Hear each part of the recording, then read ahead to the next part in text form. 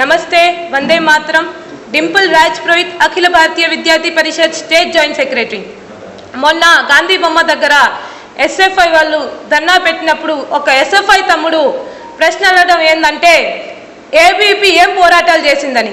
ABVP GO number 77 రద్దు చేయడానికి కేంద్ర ప్రభుత్వంతో పోరాడింది. ఫీజు రియంబర్స్మెంట్ రాకుండా ఉంటే దానికోసం పోరాడింది.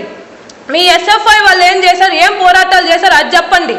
ఏబీవీపీ జమ్మూ కాశ్మీర్ లాల్ చౌక్లో మీ నక్సలైట్స్ గుండాలు ఎవరైతే ఆ నల్ల జెండా ఎగరేస్తూ ఉంటే పోరాడించి తన ప్రాణాలను అర్పించి మరీ తిరంగా జెండా ఎగరేసింది. మొన్న బంగ్లాదేశ్ ఎప్పుడైతే మన 7 సిస్టర్స్ ఇండియా 7 సిస్టమ్ అస్సాం లాంటి దాన్ని లాగాలనుకుందో అప్పుడు ఏబీవీపీ అక్కడ ఫెన్సీలు వేసి ఆ 7 సిస్టర్స్ని కాపాడింది. దాన్ని చలో చికెన్ నెక్ అంటూ ప్రతి ప్రాంతం నుంచి ప్రతి ఊరు నుంచి ఏబీవీపీ కార్యకర్తలు పోయి ఆ 7 సిస్టర్స్ని కాపాడారు.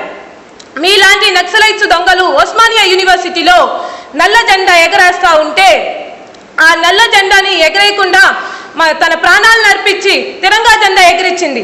ఇంకేం చేయాలి ఏబీవీపీ? ఇన్ని పోరాటాలు చేస్తున్నట్టు కూడా ఏబీవీపీ ఏం చేస్తుందని మీరు అడుగుతున్నారు. ఆర్ఎస్ఎస్ బ్యాన్ అయిందని చెప్తున్నారు. ఆర్ఎస్ఎస్ ఎందుకు బ్యాన్ అయిందని మీకు తెలుసా? మీలాంటి గుండాలు, మీలాంటి నక్సలైట్స్లు ఇందిరాగాంధీ రాజ్యం ఉన్నప్పుడు ఇందిరాగాంధీతో కలిసి ఎన్నో గుండాలు పనులు చేసినందుకు ఆ పని బయటికి రాకూడదని, మీరు చేసిన పనులు ఏవి బయటికి రాకూడదని ఆ సమయంలో ఇందిరాగాంధీ ఆర్ఎస్ఎస్ని బ్యాన్ చేసింది. కానీ ఆర్ఎస్ఎస్ ఎలాంటి తప్పు పని అయితే చేయలేదు. ఆర్ఎస్ఎస్ ఇప్పుడు కూడా నడుస్తుంది, ఇంకా నడుస్తుందని నేను చెప్తున్నాను. ఏబీవీపీ విద్యార్థుల్ని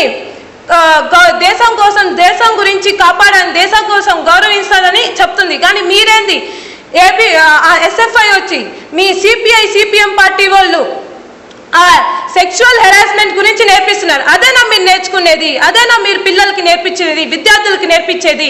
మీరు నేర్చుకునే వాళ్ళ దగ్గర నుంచి నేర్చుకునేది అదేనా? ఏబీవీపీ మీద ఒక్క రేప్ కేసు అనేది లేదు. మీ మీద ఎన్ని రేప్ కేసు ఉన్నాయి మీరు చూడొచ్చు. మహాత్మా గాంధీ యూనివర్సిటీలో కావచ్చు, కేరళ యూనివర్సిటీలో కావచ్చు, పాండిచ్చేరి యూనివర్సిటీలో కావచ్చు, మా ఏబీవీపీ కార్యకర్తలు అమ్మాయిల్ని గౌరవించేంత గౌరవించే వాళ్ళు ఏ కార్యకర్తలు లేరని ఇప్పుడు నేను చెప్తున్నాను.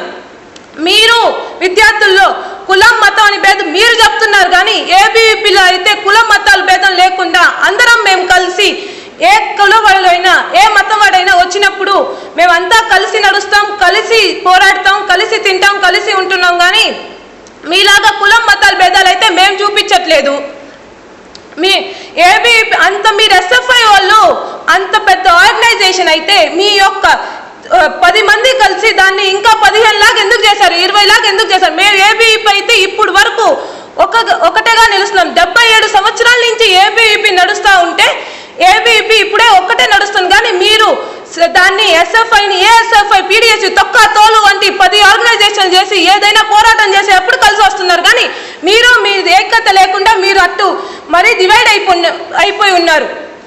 మీరు అంత పెద్ద ఆర్గనైజేషన్ అయితే మీరు ఆ ఎస్ఎఫ్ఐ ఏఎస్ఎఫ్ఐ విద్యా సంస్థలు అయితే ఇప్పటి వరకు ఇండియాలో లార్జెస్ట్ ఆర్గనైజేషన్ ఎందుకు కాలేదు? ఈ ఏబీవీపీ ఇండియా లార్జెస్ట్ ఆర్గనైజేషన్ మాత్రమే కాదు, కేవలం అది ప్రపంచానికి వరల్డ్స్ లార్జెస్ట్ ఆర్గనైజేషన్ ఏబీవీపీ. నేను ఈ ప్రెస్ మీడియా తరఫున చెప్పాలనుకుంటానంటే మీరు ఏబీవీపీ గురించి ఏమనుకుంటున్నారో మీరు ఒకసారి ఆలోచించి మాట్లాడండి. మీకేమైనా ఉంటే నేను ఓపెన్ డిబేట్ పెట్టుకుంటాను మీతో. మీరు రండి, మీరు ఎన్ని పోరాటాలు చేస్తానో మేము ఎన్ని పోరాటాలు చేస్తున్నామని మీకు తెలియజేస్తాం. ధన్యవాదాలు.